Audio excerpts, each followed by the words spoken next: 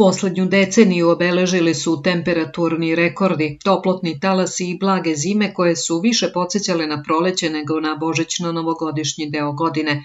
Međutim, prema najnovijoj zajedničkoj prognozi profesora dr. Aleksandra Valjarevića, redovnog profesora Geografskog fakulteta u Beogradu i meteorologa amatera Ivana Ristića, predstojeća zima biće najhladnija i sa najviše snega u poslednjih 10 godina, skoro kao nekad.